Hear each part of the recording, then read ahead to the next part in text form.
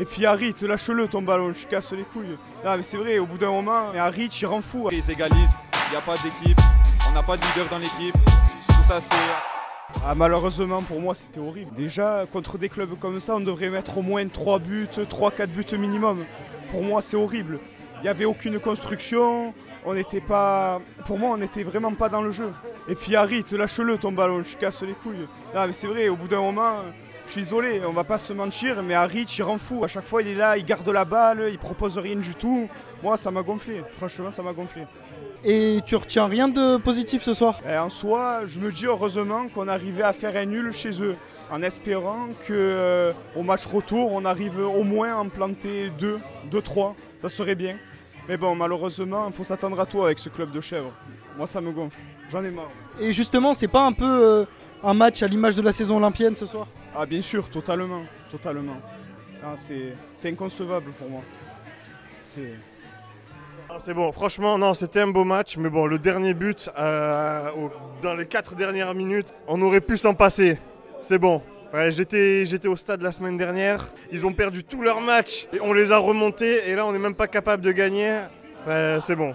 Au bout d'un moment, c'est compliqué d'être supporter de ce club, mais allez l'OM quand même. Moi, je pense que c'est un tout et que c'est pas forcément que les joueurs. En tout cas, par contre, Merlin, très bon espoir de l'OM. Enfin, moi, personnellement, sa prestation lors du dernier match, j'ai beaucoup apprécié.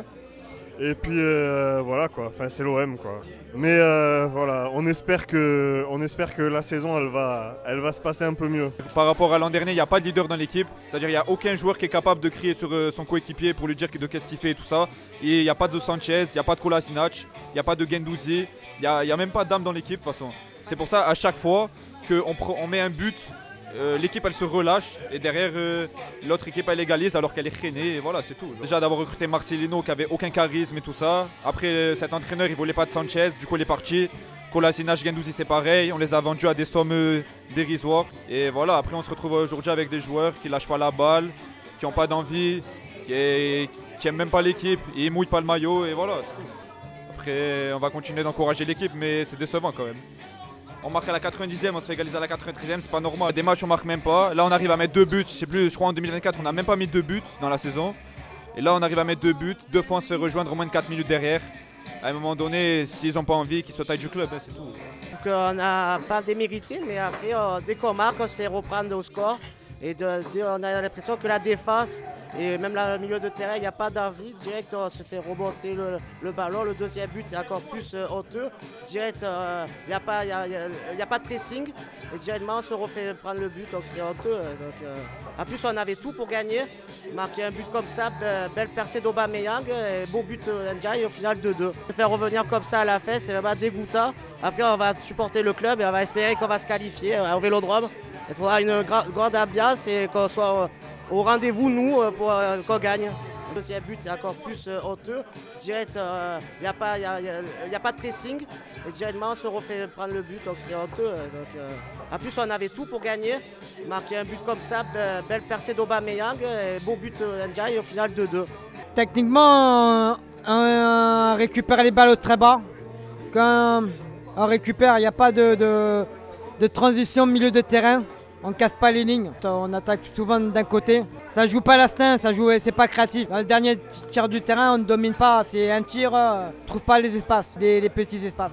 Au Vélodrome, il faudra une grande ambiance et qu'on soit au rendez-vous. Ils auraient pu créer des ouvertures, on l'a montré sur le dernier but. On peut aller chercher des belles actions, mais le problème c'est que je pense qu'il y a un manque de confiance générale. L'équipe finalement elle est plutôt jeune. Je pense qu'il y a un manque de maturité et un besoin de confiance à prendre pour oser en fait et aller chercher en fait ces ouvertures. Voilà, on a vu qu'on pouvait le faire. Maintenant il ne faut pas hésiter à le faire tout simplement. Ce match était un match compliqué. On l'a senti. Ça a été long, ça a été dur. On y a cru à plusieurs instants. Le premier but par Aubameyang d'ailleurs a été assez formidable. Ça nous a un petit peu délivré d'une pression. L'égalisation nous a fait un petit peu mal. Le deuxième but sur la fin du match a été un peu révélateur pour nous. On y croyait, mais encore une fois, comme à chaque fois malheureusement, l'OM qui se fait rattraper par ses démons, j'ai envie de dire, à chaque fois dans les dernières minutes du match. avec une égalisation, encore heureux, c'est qu'une égalisation, on croit pour la semaine prochaine lors du match retour. Match à l'image de la saison, en vrai, on arrive à ouvrir le score, on arrive à remener au score, mais on se prend un but dans la foulée.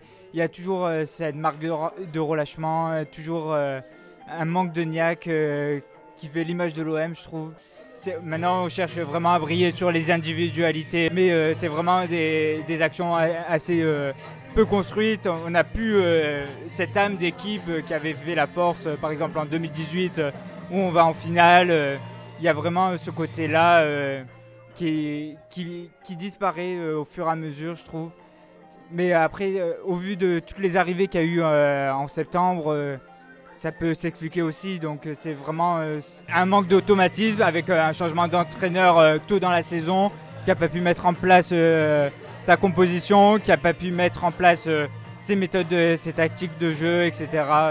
Moi je pense que comme on joue au Vélodrome et qu'on a ce 12e homme qui va être présent, je pense qu'il y a vraiment moyen à ce qu'on puisse aller plus loin et vraiment gagner le match la semaine prochaine.